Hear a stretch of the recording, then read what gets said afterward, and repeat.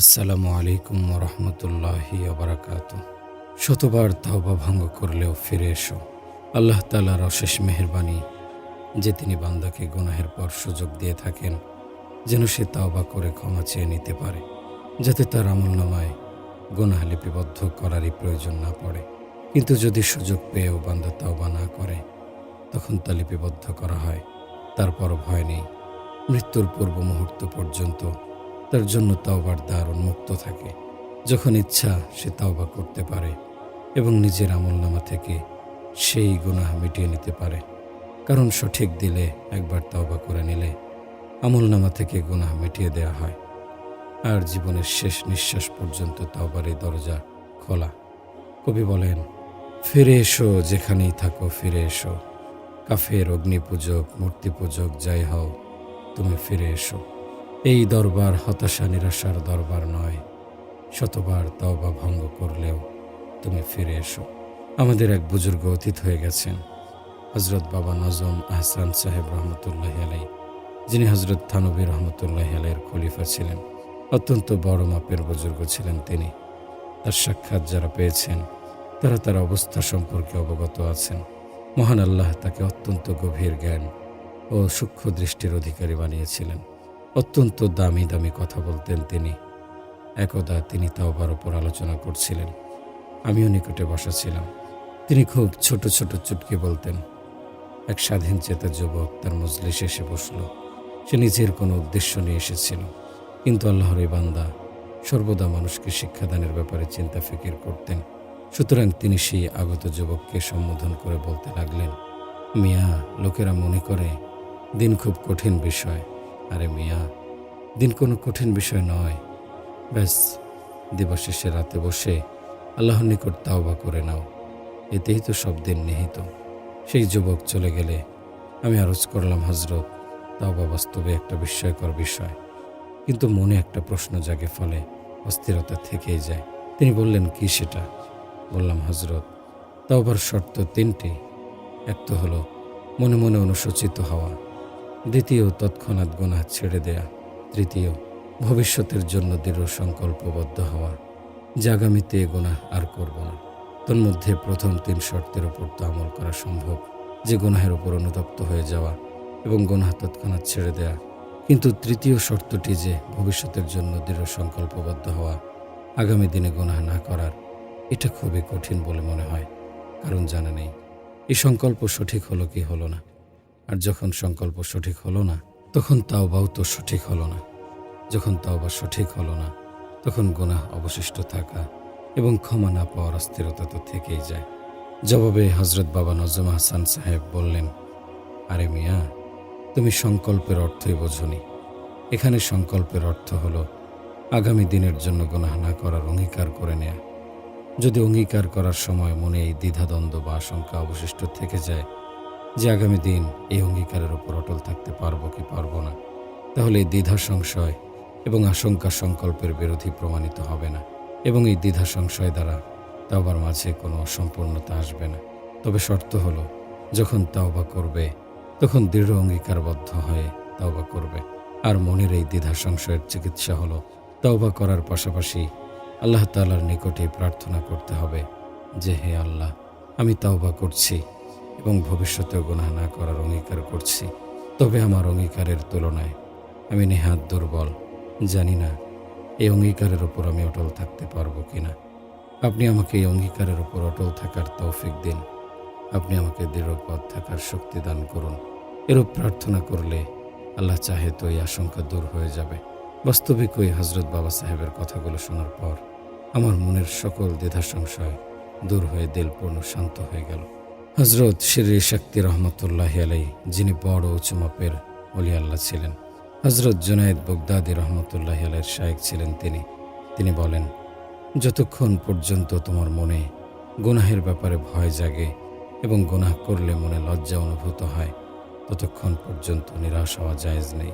তবে অন্তর থেকে গুনাহের ভয়াবহতা দূর হয়ে যাওয়া, এটা বড়ই ভয়ানক ব্যাপার।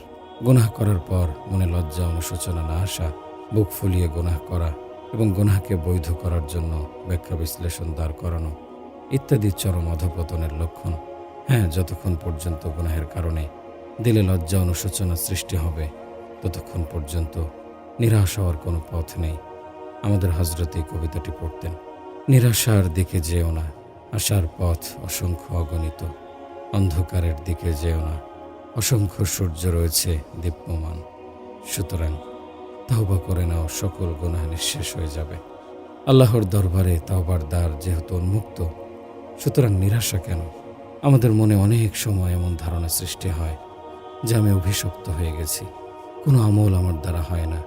স্মরণ রাখুন, এ ধরনের নিরাশা সৃষ্টি করা এটা শয়তানের ফাঁদ। কেননা শয়তান মনে নিরাশা সৃষ্টি করে মানুষকে আমলহীন বানাতে চায়। অথচ যে বান্দার স্রষ্টা এই পরিমাণ দয়ালু, যে জীবনের শেষ নিঃশ্বাস পর্যন্ত তওবার দরজা তিনি খোলা রেখেছেন এবং এই ঘোষণা দিয়েছেন যে বান্দা তওবা করে নেবে তার গুনাহ আমলনামা থেকে পর্যন্ত মুছে দেওয়া হবে। তা সত্ত্বেও কি বান্দা নিরাশ হতে পারে? তার নিরাশ হওয়ার কি কোনো প্রয়োজন আছে? সুতরাং আল্লাহর দরবারে ইস্তেগফার এবং তওবা করুন, সকল গুনাহ মাফ হয়ে যাবে। গুনাহ যেমন তেমন হোক, মূলত গুনাহের কোনো স্থায়িত্ব নেই। তওবার দ্বারা তা এক মুহূর্তের মধ্যে নিঃশেষ হয়ে যায়, চাই তা যত বড় গুনাহই হোক না কেন। হজরত বাবা নজম আহসান সাহেব রহমতুল্লাহ আলাই কত চমৎকার কবিতা বলে গেছেন। তার কবিতাগুলো আমাদের জন্য বড়ই শান্তিদায়ক প্রমাণিত হয়। তার একটি কবিতা, আমার যেমন তেমন গুনাহের ব্যাপারে মহান আল্লাহর দরবারে আহাজারি করার মতো দৌলত অর্জিত হয়ে গেছে। সুতরাং মানুষ যখন স্বীয় প্রভুর দরবারে উপস্থিত হয়ে স্বীয় কৃতকর্মের জন্য ক্ষমা প্রার্থনা করে, অনুতাপ অনুশোচনা প্রকাশ করার সুযোগ পেয়ে গেছে, তখন এই গুনাহ নিয়ে তার কিসের ভাবনা? অতএব তওবার দরজা যেহেতু খোলা, নিরাশার এখানে কোনো স্থান নেই। মোট কথা, তিনটি বিষয় ব্যতীত তওবা পরিপূর্ণ হয় না। বাকি রইল ইস্তেগফার। এই ইস্তেগফার তওবার তুলনায় ব্যাপক। ইস্তেগফারের অর্থ হলো আল্লাহ তাআলার নিকট মাগফিরাত কামনা করা। হযরত ইমাম গাজ্জালী রহমতুল্লাহ আলাইহি বলেন, ইস্তেগফারের ক্ষেত্রে উপরোক্ত তিনটি বিষয় শর্ত নয়, বরং যে কোনো মানুষ যে কোনো অবস্থায় ইস্তেগফার করতে পারে। যখনই কোনো ভুল হয়ে যায়, দিলে কোনো ওয়াসওয়াসা এসে ইবাদতে গাফলতি আসে, তখন সাথে সাথে বলবে, আস্তাগফিরুল্লাহ রাব্বি মিন কুল্লি যামবিন ওয়া আতুবু ইলাইহি। ইমাম গাজ্জালী রহমতুল্লাহ আলাইহি বলেন, মুমিনের জন্য আসল পথ তো এটাই যে সে তওবা করবে এবং তিনটি শর্তের সাথেই করবে। কিন্তু যদি কোনো ব্যক্তি একসাথে অনেক গুনাহ পরিত্যাগ করে এবং সেসব গুনাহে সে লিপ্ত আছে তাও ছেড়ে দেওয়ার জন্য চেষ্টা তদবির চালায়, তবে একটি গুনাহ এমন যেটি ছাড়ার জন্য সে আপ্রাণ চেষ্টা করা সত্ত্বেও ছাড়তে সক্ষম হচ্ছে না, বরং পরিবেশ পরিস্থিতির নিকট সে পরাজিত, ফলে সে গুনাহটি ছাড়তে সক্ষম হচ্ছে না। এরূপ ব্যক্তি কি তওবার ব্যাপারে নিরাশ হয়ে যাবে যে যেহেতু আমি গুনাহটি পরিত্যাগ করতে পারছি না, তাই আমার মুক্তির কোনো পথ নেই? উদাহরণস্বরূপ, এক ব্যক্তি ব্যাংকে চাকরি করে, আর ব্যাংকের চাকরি নাজায়েজ এবং হারাম, কেননা সেখানে সব সুদি লেনদেন চলে। এখন কোনো ব্যক্তি দিনের পথে আসলো, ধীরে ধীরে সে অনেক গুনাহ ছেড়ে দিয়ে নামাজ রোজা সহ শরীয়তের অন্যান্য বিষয়ের উপরও আমল করতে শুরু করে। এখন সে মানসিকভাবে এই হারাম উপার্জন থেকেও বেঁচে থাকতে চায় এবং ব্যাংকের চাকরি ছেড়ে দিতে চায়, কিন্তু তার বিবি বাচ্চা রয়েছে, তাদের জীবন উপকরণ এবং অন্যান্য দায়িত্ব তার কাঁধে। এই অবস্থায় সে চাকরি ছেড়ে দিলে বিভিন্ন পেরেশানি এবং সমস্যার সম্মুখীন হবে, ফলে সে ব্যাংকের চাকরি ছাড়তে পারছে না। অবশ্য অন্যান্য বৈধ চাকরির জন্য চেষ্টা চালিয়ে যাচ্ছে। বরং আমি তো বলি, এমন ব্যক্তি অন্য বৈধ চাকরি এমনভাবে সন্ধান করবে যেরূপ একজন বেকার লোক তার কর্মসংস্থানের সন্ধান করে।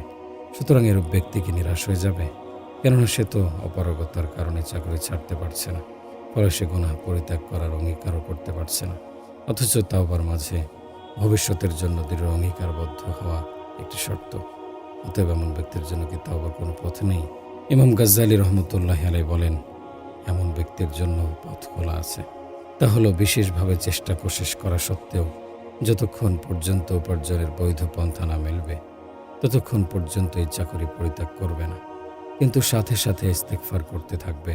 এ সময় তওবা করতে পারবে না, কেননা তওবা করার ক্ষেত্রে গুনাহ ছেড়ে দেওয়া শর্ত, অথচ সেই অবৈধ চাকরি এক্ষুনি পরিত্যাগ করতে সে অপারগ।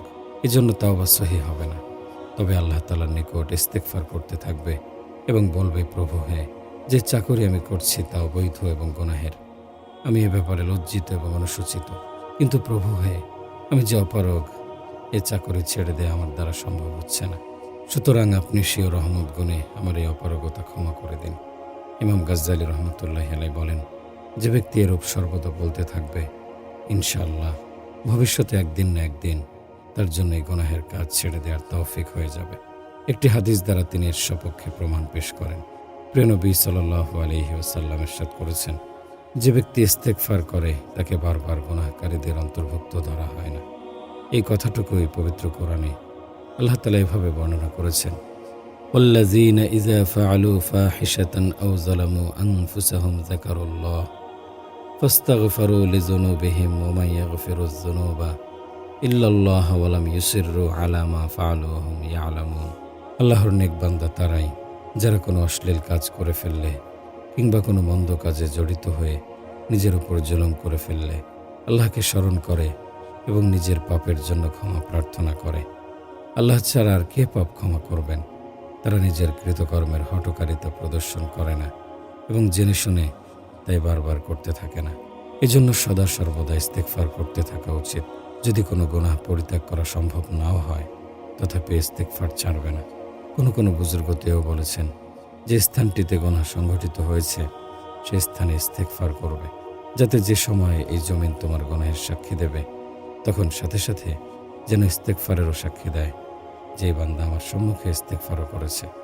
নবী করিম সাল্লাল্লাহু আলাইহি ওয়াসাল্লামের উপর জীবন উৎসর্গ হোক, তিনি ইস্তেগফারের জন্য উম্মতকে এমন এমন শব্দ শিখিয়েছেন যে কোনো মানুষ শত চিন্তা গবেষণা করেও এ ধরনের শব্দ আবিষ্কার করতে সক্ষম হতো না।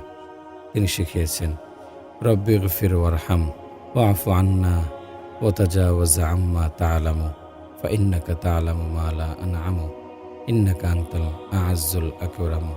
প্রিয় নবী সাল্লাল্লাহু আলাইহি সাল্লাম যখন সাফা মারওয়ার মাঝখানে সাই করতেন, তখন মিলাইনে আখরাজাইনে সবুজ চিহ্নের মাঝামাঝি স্থানে এই দোয়াটি পাঠ করতেন, অর্থাৎ, হে আল্লাহ, আমাকে ক্ষমা করে দিন, আমার উপর রহমত বর্ষণ করুন, আপনার জ্ঞাতে আমার যত গুনাহ রয়েছে তা আপনি ক্ষমা করে দিন, কেননা আপনার জ্ঞানে আমার ওই সকল গুনাহ রয়েছে যেগুলো সম্পর্কে আমিও জানি না।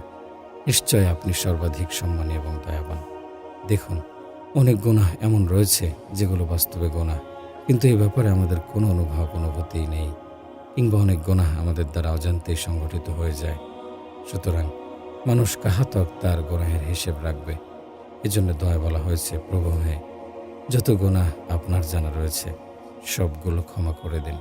উত্তম হলো সাইয়্যিদুল ইস্তেগফার, ইস্তেগফারের সর্দার মুখস্থ করে নেবে এবং সেটা পড়বে, এমনকি সেটাকে নিয়মিত মামুল বানিয়ে নেবে।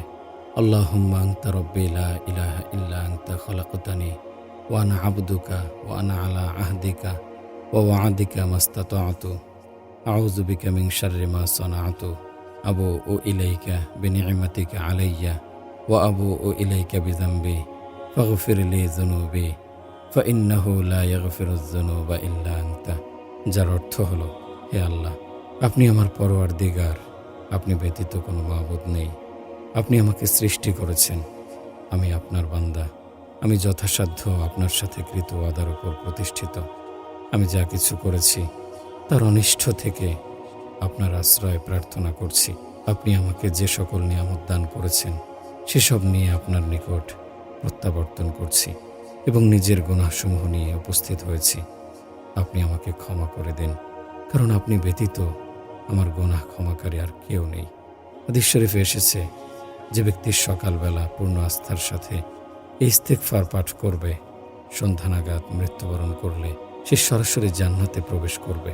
আর যদি সন্ধ্যাবেলা পাঠ করে এবং সকাল হওয়ার পূর্বে মৃত্যুবরণ করে, তাহলে সরাসরি জান্নাতে চলে যাবে। সুতরাং সকাল সন্ধ্যা এই ইস্তেগফার পাঠের মামুল বানিয়ে নেবে, বরং প্রত্যেক নামাজের পর এই ইস্তেগফার একবার পাঠ করে নেওয়ার চেষ্টা করবে। কেননা প্রিয় নবী সাল্লাল্লাহু আলাইহি ওয়াসাল্লাম এটাকে সাইয়্যিদুল ইস্তেগফার উপাধি দিয়েছেন, অর্থাৎ এটা সকল ইস্তেগফারের সর্দার।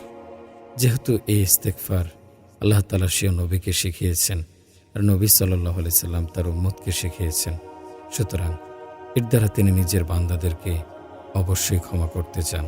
তাই এটাকে দৈনন্দিন আমলের অন্তর্ভুক্ত করা একান্ত জরুরি। আর কেউ চাইলে ইস্তেগফারের এই সংক্ষিপ্ত বাক্যগুলো মুখস্থ করে নিতে পারে। আস্তাগফিরুল্লাহ রাব্বি মিন কুল্লি যামবি ওয়া আতুবু ইলাইহি। আর যদি কেউ শুধু আস্তাগফিরুল্লাহ পড়ে নেয় তাহলেও ঠিক আছে। হযরত আবু হুরায়রা রাদিয়াল্লাহু আনহু থেকে বর্ণিত, রাসূল সাল্লাল্লাহু আলাইহি ওয়াসাল্লাম ইরশাদ করেছেন, ওই পবিত্র সত্তার কসম যার হাতে আমার জীবন। প্রিয় নবী সাল্লাল্লাহু আলাইহি ওয়াসাল্লাম কোনো বিষয়কে জোরালোভাবে তাকিদ ও গুরুত্বের সাথে বর্ণনা করতে চাইলে কসম খেয়ে সে বিষয়টি উপস্থাপন করতেন এবং তার কসমের শব্দগুলো হতো এমন, ওই পবিত্র সত্তার কসম যার হাতে আমার জীবন। যদি তোমরা একেবারে গুনাহ না করো তাহলে আল্লাহ তাআলা তোমাদের অস্তিত্ব খতম করে দেবেন এবং এমন জাতিকে সৃষ্টি করবেন যারা গুনাহ করবে অতঃপর ইস্তেগফার করবে আর আল্লাহ তাআলা তাদেরকে ক্ষমা করবেন। উপরোক্ত হাদিসটি এদিকে ইঙ্গিত করে যে মানব সৃষ্টি দ্বারা মহান আল্লাহর যদি এ ধরনের উদ্দেশ্য হতো যে আমি এমন সৃষ্টি পয়দা করব যাদের মাঝে গুনাহের কোনো যোগ্যতাই থাকবে না, তাহলে তার মানুষ সৃষ্টি করার প্রয়োজনই হতো না। তখন ফেরেশতারাই যথেষ্ট ছিল, কেননা তারা এমন সৃষ্টি যারা সদা সর্বদা মহান আল্লাহর ইবাদত বন্দেগীতে লিপ্ত। তাসবিহ তাহলিল আল্লাহর গুণকীর্তন ছাড়া তারা আর কিছু করে না। গুনাহ করার যোগ্যতাই তাদের নেই, গুনাহ করতে চাইলেও গুনাহ করতে পারবে না। কিন্তু মানব জাতি এমন নয়, তাদেরকে মহান আল্লাহ পাপ পুণ্য উভয়ের যোগ্যতা দানে সৃষ্টি করেছেন। তবে উদ্দেশ্য ছিল এই যে গুনাহ করার যোগ্যতা থাকা সত্ত্বেও তারা গুনাহ থেকে বেঁচে থাকবে, আর কখনো ভুল চোখে গুনাহ সংঘটিত হয়ে গেলে সাথে সাথে ইস্তেগফার করবে। মানুষ যদি এরূপ না করে তাহলে তাদের সৃষ্টির সার্থকতাই বা কি? ফেরেশতাই তো যথেষ্ট ছিল। কারণ হযরত আদম আলাইহিস সালামকে যখন সৃষ্টি করার উদ্যোগ নেওয়া হলো তখন ফেরেশতারা এই অভিযোগ উত্থাপন করেছিল, আপনি কেমন মাখলুক সৃষ্টি করতে যাচ্ছেন যারা পৃথিবীতে মারামারি হানাহানি করবে, ফিতনা ফাসাদ সৃষ্টি করবে, অথচ আমরা সদা সর্বদা আপনার ইবাদত বন্দেগী গুণকীর্তনে রত আছি। মহান আল্লাহ জবাব দিয়েছিলেন, ইন্নী আ'লামু মা লা তা'লামুন, আমি যা জানি তোমরা তা জানো না। গুনাহের যোগ্যতা থাকা সত্ত্বেও যখন মানব গুনাহ থেকে বেঁচে থাকবে তখন তারা তোমাদের থেকে মর্যাদায় অগ্রগামী হয়ে যাবে। কারণ গুনাহ থেকে বেঁচে থাকা এটা তোমাদের কোনো বৈশিষ্ট্য নয়, বরং তোমাদের মাঝে গুনাহের যোগ্যতাই নেই। উদাহরণস্বরূপ, এক ব্যক্তি অন্ধ, তার চোখ দুটো দিয়ে সে কিছুই দেখে না। সে যদি কোনো পরনারীকে না দেখে, টেলিভিশন না দেখে, ফিল্ম না দেখে, অশ্লীল কোনো ছবি না দেখে, তাহলে এতে তার কোনো বৈশিষ্ট্য ফুটে উঠবে না, কেননা তার মাঝে দেখার ক্ষমতাই নেই। দেখতে চাইলেও সে দেখতে পারবে না। কিন্তু যার দৃষ্টিশক্তি পূর্ণ সুস্থ, পৃথিবীর সকল বস্তু দেখার ক্ষমতা যার মাঝে বিদ্যমান, তার মনে কামনা বাসনা এবং অভিলাষের ঢেউ খেলে যায়। তা সত্ত্বেও সে অবৈধ আশা আকাঙ্ক্ষা কামনা বাসনা দুপায়ে দোলে আল্লাহর বান্দা হওয়ার কথা ভেবে নিজের চোখকে পাপের স্থান থেকে ফিরিয়ে রাখে। আর এই বৈশিষ্ট্যের কারণেই জান্নাত প্রদানের ওয়াদা করা হয়েছে। ফেরেশতারা যদিও জান্নাতে বসবাস করে, কিন্তু জান্নাতের নেয়ামত স্বাদ ভোগ তাদের জন্য নয়, জান্নাতের আরাম শান্তি তাদের জন্য নয়, কেননা তাদের মাঝে জান্নাতের নেয়ামতের স্বাদ এবং আরামায়েশ অনুভব করার অনুভূতি নেই। জান্নাতের নেয়ামতসমূহ আল্লাহ তাআলা ওই মাখলুকের জন্য সৃষ্টি করেছেন যাদের মাঝে গুনাহ করার যোগ্যতা রয়েছে এবং নেকি করার যোগ্যতাও রয়েছে। মহান আল্লাহর নিগূঢ় সৃষ্টি রহস্য এবং ইচ্ছার ওপর হস্তক্ষেপ করার মতো ক্ষমতার কারণেই তিনি তার হিকমত অনুযায়ী সমগ্র পৃথিবী সৃষ্টি করেছেন এবং পৃথিবীতে বসবাসের জন্য এমন সৃষ্ট জীব পয়দা করেছেন যাদের মাঝে গুনাহ করার যোগ্যতা থাকা সত্ত্বেও তারা গুনাহ থেকে বিরত থাকবে। আর কখনো প্রবৃত্তির পাল্লায় পড়ে ভুল চোখে গুনাহ করে ফেললে সাথে সাথে ইস্তেগফার করবে।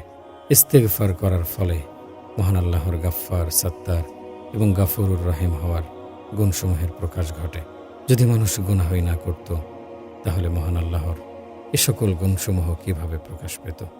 বুজুর্গগণ বলে থাকেন, এ পৃথিবীর কোনো বস্তুই হিকমত এবং উপকারবিহীন নয়, এমনকি কুফরও মহান আল্লাহর সৃষ্টি রহস্যের বাইরে নয়। মাওলানা রুমি রহমতুল্লাহি আলাইহি বলেন, অর্থাৎ প্রেমের এই কারখানায় কুফরেরও প্রয়োজন রয়েছে। যদি আবু লাহাব না হতো, অর্থাৎ কাফের না হতো, তাহলে জাহান্নামের অগ্নি কাকে জ্বালাতো? সুতরাং গুনাহ মহান আল্লাহর ইচ্ছা বাস্তবায়িত হওয়ার একটি অংশ বিশেষ।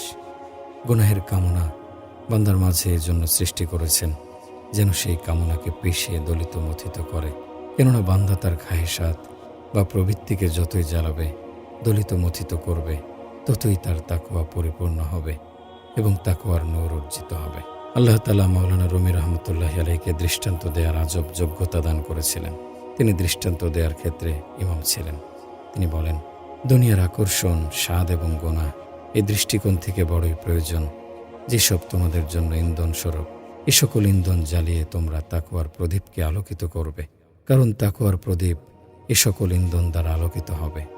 সুতরাং যখন গুনাহের পূর্ণ কামনা মনে জাগ্রত হবে, গুনাহের বাসনা দিলে প্রচণ্ড ঢেউ তুলবে, মন মানুষ বেতাব উন্মাদ করে ফেলবে, তখন তুমি তোমার কামনা বাসনাকে আল্লাহর জন্য দলিত মথিত করে ফেলবে, জ্বালিয়ে ভস্ম করে ফেলবে। এর দ্বারা তোমার তাকওয়ার প্রদীপ আলোকময় হবে, তাকওয়ার নূর অর্জিত হবে। যদি গুনাহের আকাঙ্ক্ষায় মনে না থাকে, তাহলে তাকওয়ার প্রদীপ আলোকময় করার এই ইন্ধন তোমার কোত্থেকে অর্জিত হতো? হাদিস শরীফে এসেছে, এক ব্যক্তির মনে কোনো এক পরনারীর প্রতি দৃষ্টি নিক্ষেপ করার কামনা জাগ্রত হয়েছে, কিন্তু আল্লাহর এই বান্দা প্রবল কামনা সত্ত্বেও পরনারীর প্রতি দৃষ্টি নিক্ষেপ করা থেকে বিরত থেকেছে। সে ভেবেছে, আমার প্রতিপালক, আমার মালিক এটি নিষেধ করেছেন। হাদিস শরীফে এসেছে, যে ব্যক্তি আল্লাহ তাআলাকে স্মরণ করে, তার এই কামনাকে বিরত রাখবে, আল্লাহ তার ইমানে এমন মধুরতা দান করবেন যে সে যদি ওই নারীর প্রতি দৃষ্টি নিক্ষেপ করত, তাহলে এমন মধুরতা তার অর্জিত হতো না। দেখুন, এখানে গুনাহের কামনা ইমানের মধুরতা অর্জনের মাধ্যম প্রমাণিত হলো। যদি গুনাহের কামনা মনে জাগ্রত না হতো, তাহলে ইমানের মধুরতা অর্জিত হতো না। আসসালামু আলাইকুম ওয়া রাহমাতুল্লাহি ওয়া বারাকাতুহু। প্রিয় বন্ধুরা, আশা করি আল্লাহ পাকের অশেষ মেহেরবানিতে আপনারা সকলে ভালো আছেন। প্রিয় নবীজির 100 বার ইস্তেগফার করা। আগার মজনি রাদিয়াল্লাহু আনহু থেকে বর্ণিত, তিনি বলেন, আমি প্রিয় নবী সাল্লাল্লাহু আলাইহি সাল্লামকে বলতে শুনেছি, তিনি ইরশাদ করেছেন, আমার অন্তরেও কখনো কখনো পাপের কালো মেঘ ছেয়ে যায়, এমনকি আমি আল্লাহর দরবারে প্রতিদিন 100 বার ইস্তেগফার করি।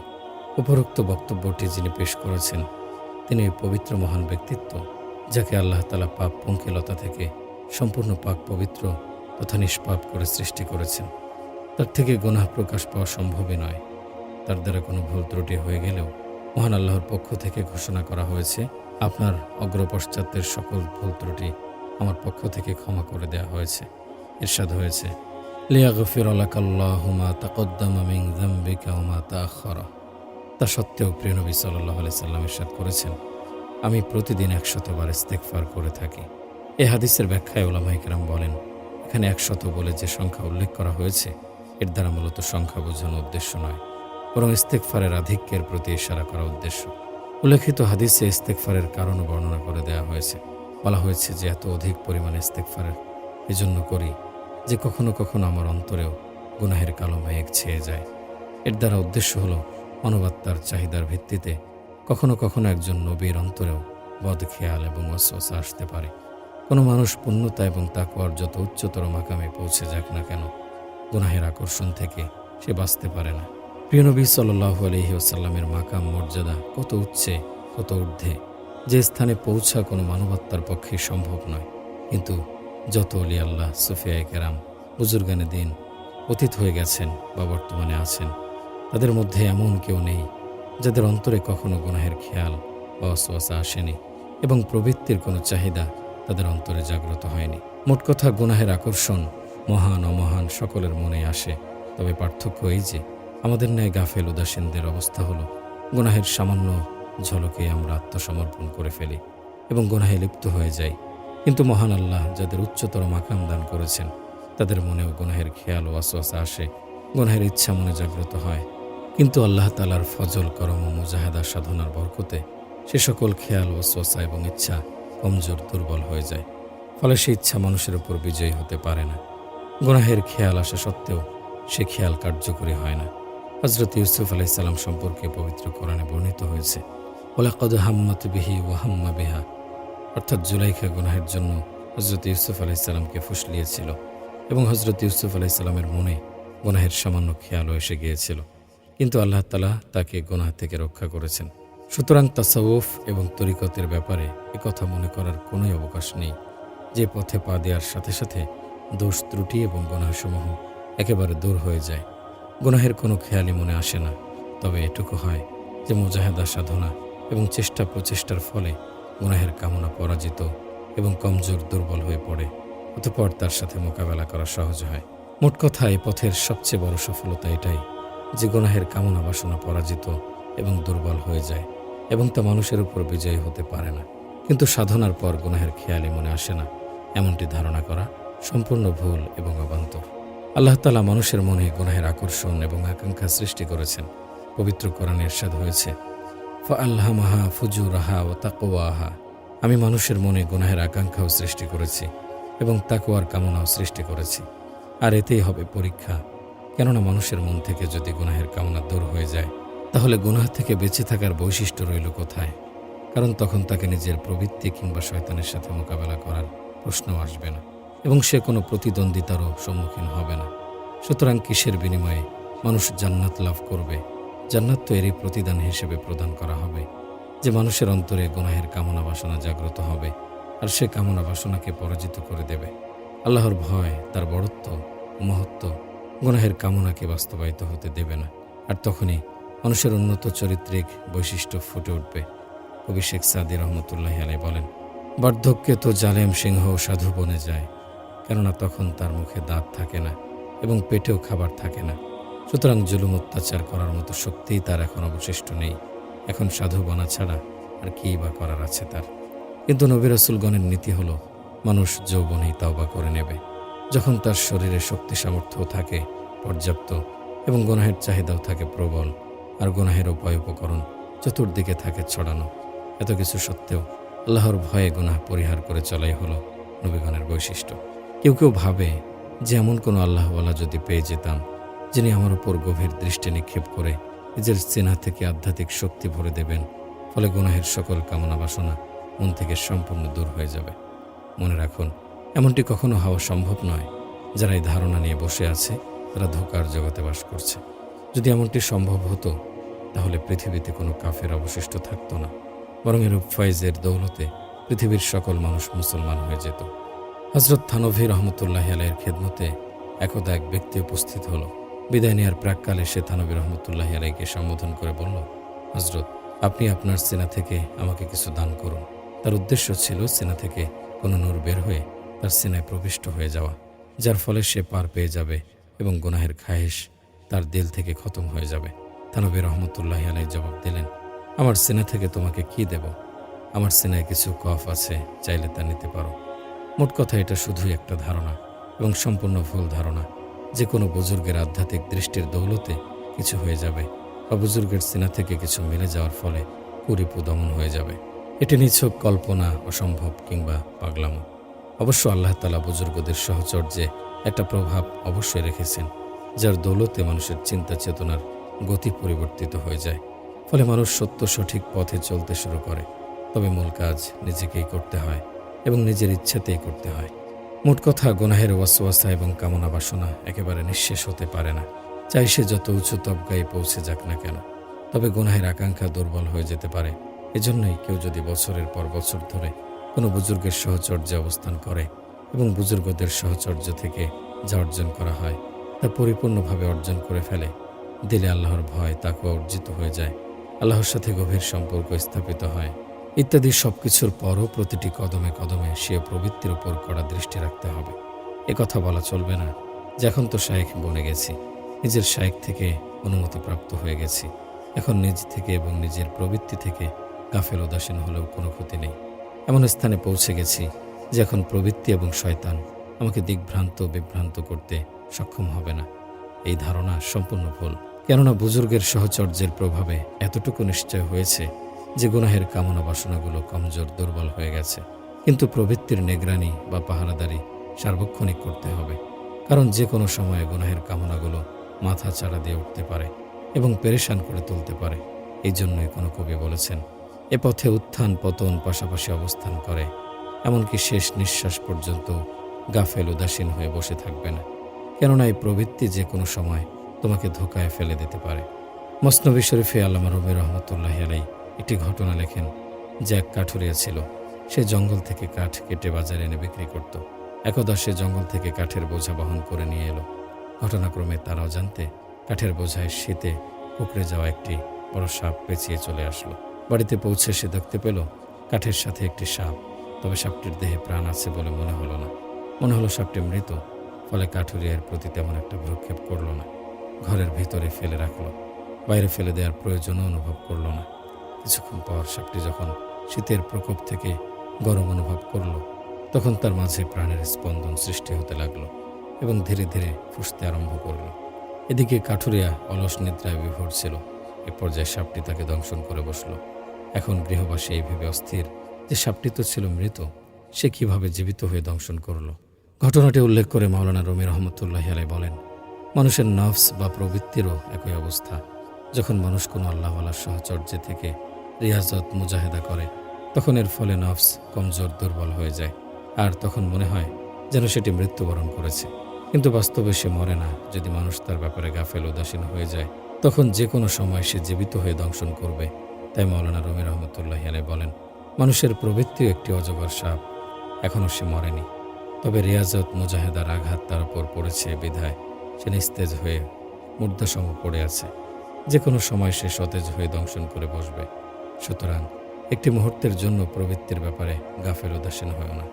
যেমনইভাবে আল্লাহ তাআলা প্রবৃত্তি এবং শয়তান এই বিষধর দুই শক্তিকে সৃষ্টি করেছেন, যা মানুষকে অস্থির এবং পেরেশান করে তোলে এবং জাহান্নামের ভয়াবহ অগ্নির দিকে মানুষকে নিয়ে যেতে চায়, তেমনিভাবে এই দুই শক্তির প্রতিষেধকও খুবই শক্তিধর করে সৃষ্টি করেছেন।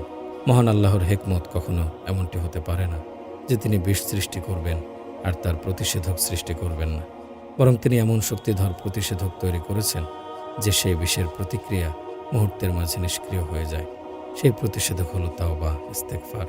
সুতরাং যখনই প্রবৃত্তি নামক এই সর্প তোমাদেরকে দংশন করবে বা দংশন করার আশঙ্কা বোধ করবে, সাথে সাথে এই প্রতিষেধক ব্যবহার করবে, অর্থাৎ বলবে, আস্তাগফিরুল্লাহ রাব্বি মিন কুল্লি যামবি ওয়া আতুবু ইলাইহি। এই প্রতিষেধক গুনাহের সকল বিষক্রিয়া নিষ্ক্রিয় করে দেবে। মোট কথা, যে রোগ বা বিষ আল্লাহ তাআলা সৃষ্টি করেছেন, তার প্রতিষেধকও তিনি সৃষ্টি করেছেন। একবার আমি উত্তর আফ্রিকার কেপটাউন এলাকায় রেলে ভ্রমণ করছিলাম। প্রতিমধ্যে এক পাহাড়ি এলাকায় আমাদের গাড়ি থেমে গেল। আমরা নামাজ আদায়ের জন্য গাড়ি থেকে নেমে পড়লাম। সেখানে অত্যন্ত সুন্দর সুশ্রী একটি বৃক্ষের চারা দেখতে পেলাম। তার পাতাগুলো ছিল খুবই আকর্ষণীয়। সব মিলিয়ে গাছটিকে অপূর্ব মনে হচ্ছিল। অনিচ্ছা সত্ত্বেও মন চাইল তার একটি পাতা ছিঁড়তে। পাতা ছেঁড়ার জন্য আমার হাতটি প্রসারিত করতেই আমাদের যিনি পথ প্রদর্শক ছিলেন, তিনি একদম চিৎকার দিয়ে বলে উঠলেন, সাবধান হজরত, এতে হাত লাগাবেন না। আমি সবিস্ময়ে তাকে জিজ্ঞেস করলাম, কেন? তিনি বললেন, এটি অত্যন্ত বিষাক্ত বৃক্ষ। এর পাতাগুলো দেখতে তো খুবই সুন্দর, কিন্তু তা এতই বিষাক্ত যে স্পর্শ করার সাথে সাথে মানুষের শরীরে বিষের প্রতিক্রিয়া শুরু হয়ে যায়। বিচ্ছু কাটলে যেমন মানুষের শরীর বিষক্রিয়ায় নীল হয়ে আসে, ঠিক তদ্রূপের অবস্থা। আমি বললাম, আল্লাহর অশেষ শুকর যে তা স্পর্শ করার পূর্বে আপনি আমাকে সতর্ক করেছেন, অন্যথায় খুবই মারাত্মক পরিস্থিতির শিকার হয়ে যেতাম। অতঃপর তাকে বললাম, ব্যাপারটি তো আসলে খুব ভয়ানক। আপনি সতর্ক করলেন বিধায় আমি এ দফা বেঁচে গেলাম, কিন্তু অনবগত অবস্থায় কেউ এটা স্পর্শ করে বসলে সে তো নিশ্চয় ভীষণ বিপদ ও কষ্টে পতিত হবে। আমার এই কথার পর তিনি আরও বিস্ময়কর তথ্য শোনালেন। বললেন, মহান আল্লাহর আজীব কারিশমা হলো এই যে যেখানে এই বৃক্ষ চারাটি জন্মে তার নিকটেই আবশ্যিকভাবে আরও একটি বৃক্ষ চারা জন্মে। সুতরাং যদি ভুলচুকে কারো হাত এই বিষাক্ত বৃক্ষটিতে লেগে যায়, তাহলে সে অপর বৃক্ষটির পাতায় হাত লাগাবে।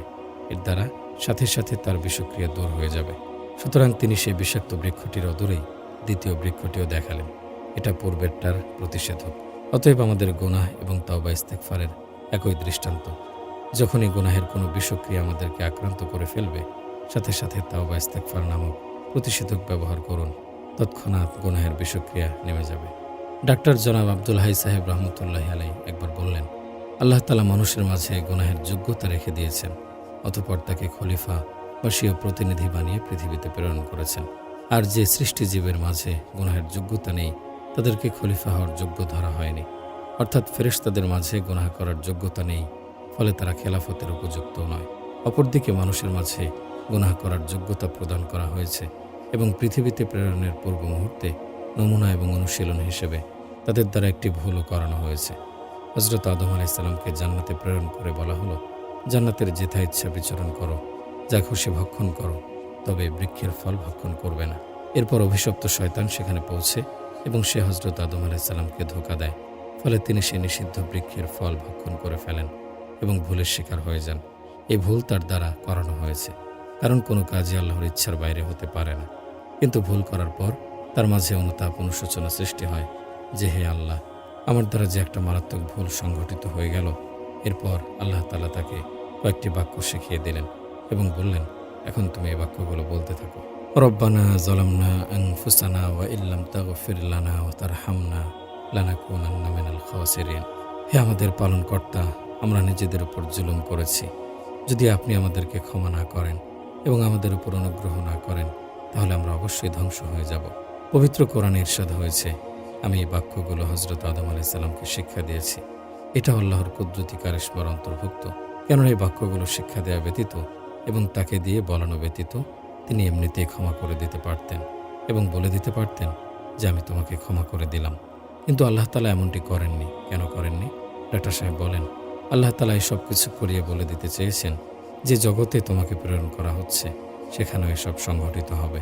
সেখানেও শয়তান তোমার নিকট আসবে, প্রবৃত্তি তোমার পেছনে লেগে থাকবে, তারা তোমাকে পাপে লিপ্ত করতে চাবে। সুতরাং তুমি এর কোনো প্রতিষেধক সাথে না নিয়ে গেলে পৃথিবীতে সঠিকভাবে জীবনযাপন করতে পারবে না। আর সেই প্রতিষেধক হলো ইস্তেগফার এবং তাওবা। সুতরাং অপরাধ এবং তাওবা উভয় বিষয় তাকে শিখিয়ে অতঃপর বললেন, এবার তুমি পৃথিবীতে যাও।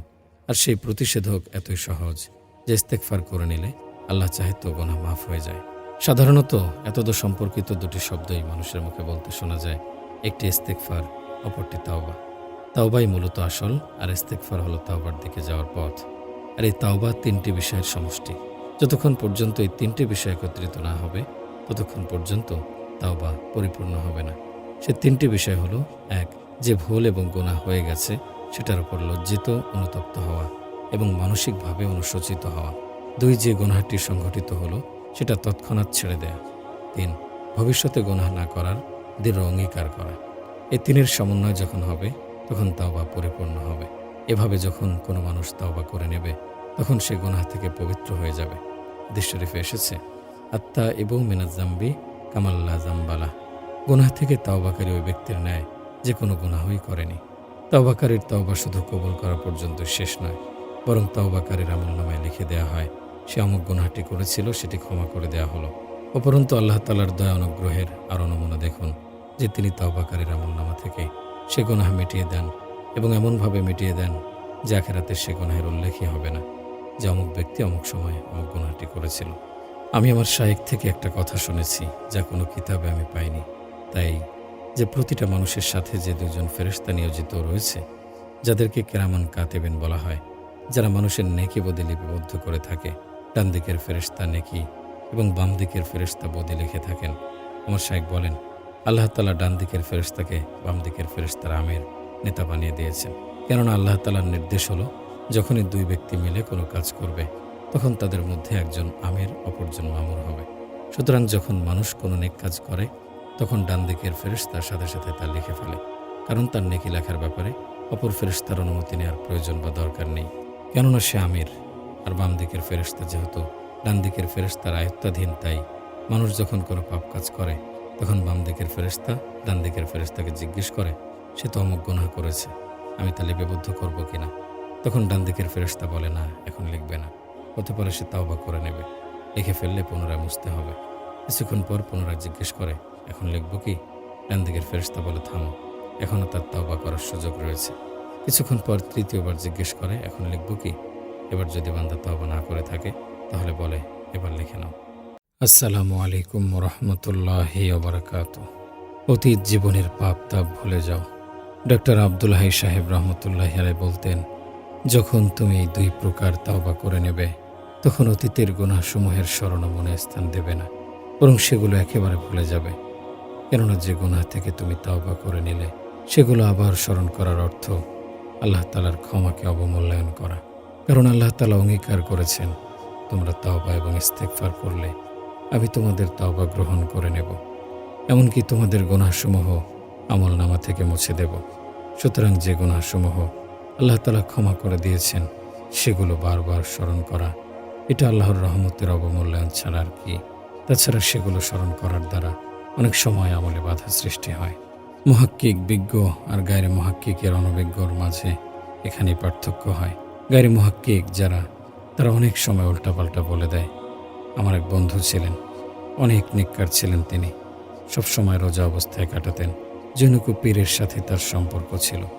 বন্ধুবর বলতেন, আমার পীর সাহেব আমাকে বলেছেন, রাতের বেলা যখন তুমি তাহাজ্জুদ নামাজ পড়তে উঠবে, তখন তাহাজ্জুদ নামাজ পড়ে নিজের অতীত জীবনের সকল গুনাহ স্মরণ করবে এবং তা স্মরণ করে খুব কান্নাকাটি করবে। অথচ ডক্টর আব্দুল হাই সাহেব রহমতুল্লাহি আলাইহি বলতেন, এটা ঠিক নয়।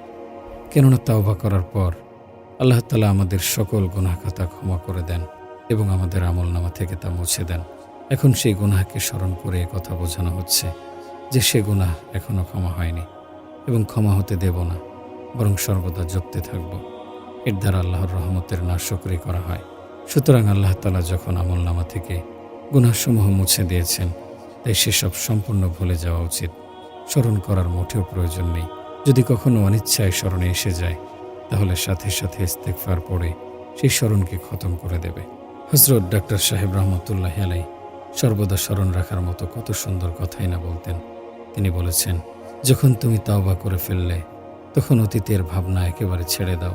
কেননা তাওবা করার পর তোমার এই আকাঙ্ক্ষা রাখা উচিত যে আল্লাহ তাআলা সে রহমত গুণে আমার তাওবা অবশ্যই কবুল করেছেন। আর ভবিষ্যতে কি হবে না হবে সে চিন্তা একেবারে ভুলে যাও, বরং বর্তমান নিয়ে ভাবার চেষ্টা করো। বর্তমান যেন আল্লাহর আনুগত্যের মধ্য দিয়ে অতিবাহিত হয় এবং নতুন করে কোনো গুনাহ যেন নিজের দ্বারা সংঘটিত না হয়। আজকাল আমাদের অবস্থা হলো, আমরা হয়তো কেউ শুধু অতীত নিয়ে ভাবতে থাকি যে আমার দ্বারা এই পরিমাণ গুনাহ খাতা হয়ে গেছে, আমার ক্ষমার ব্যবস্থা হবে কিনা, এত অধিক গুনাহ করে ফেলেছি, কিভাবে ক্ষমাযোগ্য হবে। এ ধরনের চিন্তা ভাবনা দ্বারা হতাশা নিরাশা সৃষ্টি হয়ে ভবিষ্যৎ অন্ধকার হয়ে যায়। আবার কেউ শুধু ভবিষ্যৎ নিয়ে ভাবতে থাকে যে এখন যদি আমি তাওবা করে ফেলি, তাহলে ভবিষ্যতে গুনাহ থেকে কিভাবে বেঁচে থাকব। আরে মিয়া, ভবিষ্যতের ভাবনা ভবিষ্যৎ আসলে ভাবা যাবে, তখন দেখা যাবে কি করা যায়। এখনকার ভাবনা এখন ভাবো। যে সময় অতিবাহিত হচ্ছে সে সময়ের চিন্তা করো, কেননা এই বর্তমানই তো অতীত হয়ে যাচ্ছে আর ভবিষ্যতের মুহূর্তগুলো বর্তমান হয়ে এগিয়ে আসছে। সুতরাং নিজের বর্তমান দুরস্ত করে নাও, অতীতকে স্মরণ করে নিরাশ হও না। বস্তুত শয়তান আমাদেরকে সর্বদা ধোঁকায় ফেলতে চায়। সে মানুষের মনে নিরাশা সৃষ্টি করে বিপথগামী করতে চায়। বলতে চায়, তোমার অতীত নিয়ে ভেবে দেখো কি পরিমাণ এবং কত বড় বড় পাপ তুমি করেছ, আর ভবিষ্যতের কথা ভেবে দেখো তুমি কি করবে। এভাবে অতীত ভবিষ্যতের ফাঁদে ফেলে সে আমাদের অবস্থা খারাপ করে দেয়। সুতরাং শয়তানের ধোঁকায় পড়ো না, নিজের বর্তমান দুরস্ত করার ফিকির সর্বদা করো। আল্লাহ তাআলা আমাদের সকলকে তৌফিক দান করুন, আমিন। হযরত আবু কিলাবা রাহমাতুল্লাহি আলাইহি একজন বড় মাপের তাবেঈ ছিলেন, যারা মুসলমান অবস্থায় রাসূল সাল্লাল্লাহু আলাইহি সাল্লামের সাক্ষাৎ লাভ করেছেন তাদেরকে সাহাবী বলা হয়। আর যারা মুসলমান অবস্থায় কোনো সাহাবীর সাক্ষাৎ পেয়েছেন তাদেরকে তাবেঈ বলা হয়। আর যারা মুসলমান অবস্থায় কোনো তাবেঈর সাক্ষাৎ পেয়েছেন তাদেরকে তাবেঈ বলা হয়। এই তিনটি যুগকে রাসূল সাল্লাল্লাহু আলাইহি সাল্লাম খায়রুল কুরুন অর্থাৎ সর্বোত্তম যুগ বলে অভিহিত করেছেন। সুতরাং তিনি ইরশাদ করেছেন, অর্থাৎ সর্বোত্তম মানুষ হলো আমার যুগের মানুষ, তারপর উত্তম আমার পরবর্তী যুগের মানুষ, তারপর উত্তম এর পরবর্তী যুগের মানুষ। সুতরাং হযরত সাহাবায়ে কেরাম আজমাইনদের সাহচর্যের বরকতে আল্লাহ তাআলা তাবেঈগণকে অনেক উঁচু মর্যাদা দান করেছেন। হযরত আবু কিলাবা রাদিয়াল্লাহু আনহু একজন তাবেঈ। তিনি সরাসরি রাসূল সাল্লাল্লাহু আলাইহি সাল্লামের দর্শন লাভ করেননি, তবে অসংখ্য সাহাবার দর্শন তিনি লাভ করেছেন এবং হযরত আনাস রাদিয়াল্লাহু আনহু এর বিশেষ শাগরেদ ছিলেন। উপরের যে হাদিসটি হযরত আবু কিলাবা রাদিয়াল্লাহু আনহু বর্ণনা করেছেন, যদিও তিনি সেটা নিজের কথা হিসেবে বর্ণনা করেছেন, কিন্তু বাস্তবে সেটা হাদিস। কেননা তিনি নিজের পক্ষ থেকে বা নিজের জ্ঞান বলে এ ধরনের কথা বলতে পারেন না। নিজের দিকে ইঙ্গিত করে এজন্য বর্ণনা করেছেন যে তাবেঈগণ রাসূল সাল্লাল্লাহু আলাইহি সাল্লামের দিকে সরাসরি কোনো কথা সম্পৃক্ত করতে ভয় পেতেন। কেননা কোনো কথা তার দিকে সম্পৃক্ত করতে গিয়ে কোনো ভুল ত্রুটি হয়ে যায় কিনা, যার ফলে অপরাধী সাব্যস্ত হয়ে যেতে হয়। কারণ রাসূল সাল্লাল্লাহু আলাইহি সাল্লাম ইরশাদ করেছেন, অর্থাৎ যে ব্যক্তি জেনে বুঝে আমার উপর মিথ্যা আরোপ করবে এবং এমন বিষয় আমার সাথে সম্পৃক্ত করবে যা আমি বলিনি, সে যেন জাহান্নামে তার আবাসস্থল ঠিক করে নেয়। কত কঠিন ধমকি তিনি প্রদান করেছেন। এজন্যই সাহাবা এবং তাবেঈগণ হাদিস বর্ণনা করতে খুব ভয় পেতেন। জনক তাবেঈ এক সাহাবী সম্পর্কে বর্ণনা করেন, যখন ওই সাহাবী আমাদের সম্মুখে হাদিস বর্ণনা করতেন তখন তার চেহারা পীত বর্ণের হয়ে যেত এবং কখনো কখনো তার শরীরে কম্পন সৃষ্টি হয়ে যেত। কোথাও কোনো কথা ভুল হয়ে গেল কিনা এই ভয়ে। এমনকি কোনো কোনো সাহাবা হাদিস বর্ণনা করার পর বলতেন, রাসূল সাল্লাল্লাহু আলাইহি সাল্লাম এভাবে বলেছেন কিংবা এরূপ বলেছেন কিংবা এ ধরনের কথা বলেছেন, হতে পারে আমার বর্ণনায় কিছুটা উল্টাপাল্টা হয়েছে। এসব তারা এই জন্য করতেন যে রাসূলের সাথে কোনো ভুল বিষয় সম্পৃক্ত করার গুনাহ যেন না হয়ে যায়। এতে আমার এবং আপনাদের জন্য শিক্ষার বিষয় রয়েছে, কারণ আমরাও কখনো কখনো যাচাই বাছাই এবং সতর্কতা ব্যতীত হাদিস বর্ণনা করতে শুরু করি। অল্প অল্প কোথাও শুনে বলে দেই যে হাদিসে এরূপ এসেছে, অথচ দেখুন তারা সরাসরি রাসূল সাল্লাল্লাহু আলাইহি সাল্লামের মুখ থেকে শুনতেন, তা সত্ত্বেও কী পরিমাণ সতর্কতা অবলম্বন করতেন, অথচ সে তুলনায় আমরা কোনো সতর্কতাই অবলম্বন করি না। সুতরাং হাদিস বর্ণনা করার ক্ষেত্রে আমাদের খুবই সতর্কতা অবলম্বন করা উচিত। যে পর্যন্ত পরিপূর্ণরূপে জানা না যাবে সে পর্যন্ত কোনো কথাকে হাদিস হিসেবে উল্লেখ করা উচিত হবে না। উল্লেখিত হাদিসটিতে দেখুন, হযরত আবু কিলাবা রাহমাতুল্লাহি আলাইহি এটা বলেননি যে রাসূল সাল্লাল্লাহু আলাইহি সাল্লাম এরূপ বলেছেন, বরং তিনি নিজের কথা হিসেবে বর্ণনা করেছেন, অথচ বাস্তবে সেটা হাদিস। যাই হোক, তিনি বলেন, যখন আল্লাহ তাআলা ইবলিসকে তার দরবার থেকে বিতাড়িত করলেন, যে ঘটনা প্রতিটি মুসলমানেরই কম বেশি জানা রয়েছে, যে তিনি ইবলিসকে হুকুম করলেন আদমকে সিজদা করো। ইবলিস সিজদা করতে অস্বীকার করল এবং বলল, আমি তাকে সিজদা করব না। তার এই অস্বীকারের কারণে আল্লাহ তাআলা তাকে জান্নাত থেকে বহিষ্কৃত করলেন। এখানে একটি বিষয় লক্ষণীয় যে ইবলিস যা বলেছিল বা যত চিন্তা করলে তা অন্যায় ছিল না, কারণ সে বোঝাতে চেয়েছিল আমার কপাল তো শুধু আপনাকে সিজদা করার জন্যই নির্দিষ্ট। এই কপাল তো শুধু আপনার সম্মুখে নত হতে পারে, অন্য কারো সম্মুখে নত হতে পারে না।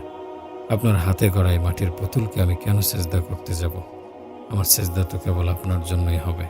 বা যত চিন্তা করলে তার কথা তো বেঠিক ছিল না, কিন্তু তার কথা ভুল প্রমাণিত হয়েছে এজন্য যে সত্তা সিজদার হকদার তিনি স্বয়ং যেখানে নির্দেশ প্রদান করেছেন যে এই মাটির পুতুলকে সিজদা করো, সেখানে চুচেরা করার অবকাশ তার ছিল না। তার এই নির্দেশের পরে নিজের জ্ঞানের ঘোড়া দৌড়ানোর কোনো অবকাশ ছিল না যে এই মাটির পুতুল সিজদা পাওয়ার যোগ্য কি অযোগ্য। দেখুন, বাস্তবিক পক্ষে তো মানুষ সিজদা প্রাপ্তির যোগ্য নয়। সুতরাং সর্বশেষ রাসূল সাল্লাল্লাহু আলাইহি সাল্লামের এই পৃথিবীতে আসার পর সর্বদার জন্য এই নির্দেশ প্রদান করা হলো যে এখন আর কোনো মানুষকে সিজদা করা বৈধ নয়। জানা গেল আসল বিধান এটাই যে মানুষকে সিজদা করা কোনো অবস্থাতেই বৈধ ছিল না, কিন্তু তা সত্ত্বেও মহান আল্লাহ যখন নির্দেশ প্রদান করেছেন সিজদা করতে, তখন জ্ঞানের ঘোড়া দৌড়ানো কোনো মতেই উচিত ছিল না। সুতরাং শয়তানের সর্বপ্রথম ভুল হলো আল্লাহর নির্দেশের সম্মুখে নিজের জ্ঞান বুদ্ধিকে প্রাধান্য দেয়া। শয়তানের দ্বিতীয় ভুল হলো আদমকে সিজদা না করার অজুহাত এটা দাঁড় করালো। শয়তানের দ্বিতীয় ভুল হলো আদমকে সিজদা না করার অজুহাত এটা দাঁড় করালো না যে আমার এই কপাল তো শুধু আপনার জন্যই, বরং সে বলল, আদমকে সৃষ্টি করেছেন মাটি দ্বারা আর আমাকে সৃষ্টি করেছেন অগ্নি দ্বারা, আর এটা সকলেরই জানা যে মাটি অপেক্ষা অগ্নি শ্রেষ্ঠ। সুতরাং আমি তাকে সিজদা করব কেন? শয়তানের এই ঔদ্ধত্যের কারণে আল্লাহ তাআলা তাকে বহিষ্কৃত করলেন এবং নির্দেশ প্রদান করলেন, এখান থেকে বেরিয়ে যাও। মোট কথা, মহান আল্লাহ তাকে বহিষ্কৃত করলে সে তখনই আল্লাহর দরবারে কিছু সুযোগ সুবিধা প্রার্থনা করল এবং বলল, আনজিরনি ইলা ইয়াউমি ইউবআসুন, হে আল্লাহ, আপনি আমাকে কিয়ামত দিবস পর্যন্ত অবকাশ দিন, অর্থাৎ কিয়ামত পর্যন্ত আমাকে জীবিত থাকার সুযোগ প্রদান করুন। হযরত থানভী রহমতুল্লাহি আলাইহি বলেন, এই ঘটনা দ্বারা বোঝা যায় ইবলিস মহান আল্লাহর সাথে গভীর সম্পর্ক রাখত এবং সে একজন বড় মাপের খোদাপ্রেমিক ছিল। কেননা একদিকে তাকে বহিষ্কৃত করা হচ্ছে, অপমানিত করা হচ্ছে, চিরসুখের নীড় জান্নাত থেকে বহিষ্কৃত করা হচ্ছে, আল্লাহর গজব তার উপর পতিত হচ্ছে। এই চরম অবস্থার মাঝেও সে মহান আল্লাহর নিকট প্রার্থনা পেশ করছে এবং সুযোগের আবেদন করছে, কেননা সে জানত আল্লাহ তাআলা কখনো স্বীয় গোস্বায় প্রভাবিত হন না, বরং চরম গোস্বার মুহূর্তেও কোনো প্রার্থনা করলে তিনি তা মঞ্জুর করেন। সুতরাং এই কারণেই সে নিজের প্রার্থনা পেশ করল। সুতরাং শয়তানের আবদারের প্রেক্ষিতে আল্লাহ তাআলা জবাব দিলেন, ফাইন্নাকা মিনাল মুনজারিন ইলা ইয়াউমিল ওয়াক্তিল মা'লুম, আমি তোকে কিয়ামত পর্যন্ত সুযোগ দিলাম, কিয়ামত পর্যন্ত তোর মৃত্যু আসবে না। এই সুযোগ মঞ্জুর হওয়া মাত্র সে আল্লাহ তাআলাকে সম্বোধন করে বলল, হে আল্লাহ, আমি আপনার ইজ্জতের কসম খেয়ে বলছি, আমি আদম সন্তানের অন্তর থেকে ততক্ষণ পর্যন্ত বের হব না যতক্ষণ পর্যন্ত তাদের শরীরে আত্মা থাকবে, অর্থাৎ মৃত্যুর পূর্বক্ষণ পর্যন্ত তাদের ভিতরে অবস্থান করব। আর যে আদম সন্তানের কারণে আমাকে আজ বহিষ্কৃত হতে হলো, তাদের অন্তরে সদা সর্বদা গুনাহের প্রতি আকর্ষণ সৃষ্টি করতে থাকব, তাদেরকে প্রতারিত করতে থাকব। জীবনের পূর্বক্ষণ পর্যন্ত তাদেরকে গুনাহের প্রতি আহ্বান করতে থাকব। শয়তানের উপরোক্ত সংকল্প শুনে আল্লাহ তাআলাও তার জবাবে সে ইজ্জতের কসম খেয়ে বললেন, আমার ইজ্জতের কসম, আমি আদম সন্তানের জন্য তাওবার দ্বার ততক্ষণ পর্যন্ত উন্মুক্ত রাখব যতক্ষণ পর্যন্ত তাদের শরীরে আত্মা বাকি থাকবে। তুই যেমন আমার ইজ্জতের কসম খেয়ে আদম সন্তানের অন্তর থেকে বের না হওয়ার সংকল্প করছিস, আমিও আমার ইজ্জতের কসম খেয়ে বলছি, আমি তাদের জন্য তাওবার দ্বার কখনো বন্ধ করব না। তুই যদি ইবনে আদমের জন্য বিষতুল্য হয়ে থাকিস, তাহলে আমি প্রত্যেক ইবনে আদমকে সেই বিষের প্রতিষেধকও দিয়ে দিচ্ছি, আর তা হলো তাওবা। ইবনে আদম গুনাহ করে যখন আমার দরবারে তাওবার হাত উত্তোলন করবে, তখন তোর সকল ধোঁকা প্রবঞ্চনা তাওবার ফলে এক মুহূর্তের মধ্যে আমি নিঃশেষ করে দেব। মোট কথা, মহান আল্লাহ যেন বনি আদমের জন্য সে রহমতের ব্যাপক ঘোষণা করে দিলেন এবং বলে দিলেন যে তোমরা এটা মনে করো না যে আমি অস্বাভাবিকভাবে শয়তানি শক্তির আকৃতিতে কোনো কিছু তোমাদের উপর চাপিয়ে দিয়েছি যাতে তোমরা মুক্তি না পেতে পারো। আসল কথা হলো, শয়তানকে আমি নিছক তোমাদের যাচাই ও পরীক্ষার সুবাদে সৃষ্টি করেছি। আমিই তাকে সৃষ্টি করেছি এবং আমি তাকে ধোঁকা প্রতারণার শক্তি প্রদান করেছি, কিন্তু তাই বলে এমন শক্তি তাকে প্রদান করিনি যে তোমরা তাকে পরাজিত করতে পারবে না। পবিত্র কোরআনে স্পষ্ট ঘোষণা করা হয়েছে, ইন্না কাইদা শাইতানি কানা দাঈফা। শয়তানের ধোঁকা প্রবঞ্চনা খুবই দুর্বল এবং এমনই দুর্বল যে যদি কেউ শয়তানের প্রতারণার সম্মুখে এই ইচ্ছা পোষণ করে যে আমি তোর কথা মানব না এবং যে গুনাহ করার জন্য তুই আমাকে উদ্বুদ্ধ করছিস তা আমি করব না, তখন শয়তান সাথে সাথে নিরাশ হয়ে যায়। শয়তান ওই সকল বুজদিল উদাসীন লোকদের উপর বিজয়ী হয় যারা সাহসিকতার সাথে গুনাহ ত্যাগের ইচ্ছা পোষণ করে না এবং গুনাহ পরিত্যাগের ইচ্ছাই মনে রাখে না। তা সত্ত্বেও যদি কেউ শয়তানের ধোঁকা প্রবঞ্চনার ফাঁদে আটকে যায় এবং কোনো বুজদিল তার কথা মেনে নিয়ে গুনাহ করে ফেলে, তাহলে এরূপ ব্যক্তির জন্য আমি তাওবা নামক প্রতিষেধক তৈরি করে রেখেছি। আমার দরবারে ফিরে এসো, নিজের কৃত অপরাধের স্বীকারোক্তি প্রদান করো যে হে আল্লাহ, আমি ভুল করে ফেলেছি, আর সে ভুলের জন্য তাওবা করো এবং বলো, আস্তাগফিরুল্লাহ রাব্বি মিন কুল্লি যামবিন ওয়া আতুবু ইলাইহি। এর দ্বারা শয়তানের সকল চেষ্টা প্রচেষ্টা এক মুহূর্তের মধ্যে ধূলিসাৎ হয়ে যাবে। সুতরাং এই কারণেই অন্য এক হাদিসে রাসূল সাল্লাল্লাহু আলাইহি সাল্লাম ইরশাদ করেছেন, তোমাদের মধ্যে সকলেই অত্যন্ত গুনাহগার। আরবিতে খত্তাউন ওই ব্যক্তিকে বলা হয় যে অনেক বেশি ভুল করে, আর যে অল্প অল্প ভুল করে থাকে তাকে বলা হয় খতি অর্থাৎ ভুলকারী, আর খতাউন অর্থ অনেক বেশি ভুলকারী। সুতরাং রাসূল সাল্লাল্লাহু আলাইহি সাল্লাম বলেছেন, তোমাদের মধ্যে সকলেই অত্যন্ত ভুলকারী, এবং সাথে সাথে কেউ বলেছেন যে ভুলকারীদের মধ্যে সর্বোত্তম ভুলকারী ওই ব্যক্তি যে তাওবা অধিক পরিমাণে করে। উল্লেখিত হাদিসটি এদিকেও ইঙ্গিত করে যে পৃথিবীতে তোমাদের দ্বারা ভুল ত্রুটি হবে এবং গুনাহের উপকরণ তোমাদের চতুর্দিকে বিদ্যমান থাকবে, কিন্তু তা সত্ত্বেও গুনাহ থেকে বেঁচে থাকার চেষ্টা করতে হবে। গুনাহের উপকরণের মাঝে নিজেকে সঁপে দেয়া যাবে না। তবে হ্যাঁ, নিজের যথাসাধ্য চেষ্টা সত্ত্বেও যদি গুনাহ সংঘটিত হয়ে যায়, তাহলে নিরাশ হওয়ার কিছু নেই। আমার দরবারে হাজির হয়ে তাওবা করে নাও। এখানেও তাওয়াবুন শব্দ ব্যবহার করা হয়েছে, তাইবুন শব্দ ব্যবহার করা হয়নি, কারণ তাইবুনের অর্থ হলো তাওবাকারী, আর তাওয়াবুনের অর্থ হলো অনেক বেশি তাওবাকারী। অর্থাৎ শুধু একবার তাওবা করে নিলেই যথেষ্ট হবে না, বরং যতবার গুনাহ সংঘটিত হবে ততবার তাওবা করতে থাকবে। এভাবে যখন বারবার অধিক হারে তাওবা করতে থাকবে, তখন ইনশাআল্লাহ শয়তানের ধোঁকা প্রবঞ্চনা কোনো কাজে আসবে না, বরং শয়তান থেকে সম্পূর্ণ নিরাপদে থাকতে সক্ষম হবে। হযরত আবু হুরায়রা রাদিয়াল্লাহু আনহু বর্ণনা করেন, আমি রাসূল সাল্লাল্লাহু আলাইহি সাল্লামকে বলতে শুনেছি, আল্লাহ তাআলা রহমত ও দয়া সৃষ্টি করে তা 100 ভাগ করেছেন। সে 100 ভাগ দয়ার 1 ভাগ দুনিয়াতে প্রদান করেছেন। সে 1 ভাগ দয়ার ফলে মানুষ একে অপরের প্রতি দয়া অনুগ্রহ প্রদর্শন করে এবং স্নেহ মমতা প্রকাশ করে থাকে। যেমন পিতা নিজের সন্তানের প্রতি মমতা প্রদর্শন করে, মাসিও সন্তানের প্রতি দরদ প্রকাশ করে, ভাই অপর ভাইয়ের উপর দয়াদ্রচিত্ত হয়, ভাই নিজের বোনের প্রতি দরদি হয়, এক বন্ধু অপর বন্ধুর বিপদাপদে সহানুভূতিশীল হয়। মোট কথা, পৃথিবীর যত মানুষ আপোষে একে অপরের প্রতি স্নেহ, মমতা, দয়া, অনুগ্রহ, মহব্বত প্রকাশ করছে, তার সবই সে এক ভাগের ফলশ্রুতি যা আল্লাহ তাআলা এই পৃথিবীতে প্রদান করেছেন। এমনকি ঘোড়ার বাচ্চা যখন দুধ পান করতে আসে, তখন ঘোড়া নিজের পা তুলে ধরে যাতে বাচ্চার গায়ে পা লেগে সে ব্যথা না পায়। বাচ্চার প্রতি ঘোড়ার এই যে মহব্বত, এটাও ওই 100 ভাগের 1 ভাগেরই অংশ। আর 99 ভাগ রহমত বা দয়া আল্লাহর নিকট সংরক্ষিত রয়ে গেছে। মহান আল্লাহ আখেরাতে সে 99 ভাগ রহমত ও দয়ামায়া নিয়ে বান্দার সম্মুখে আত্মপ্রকাশ করবেন।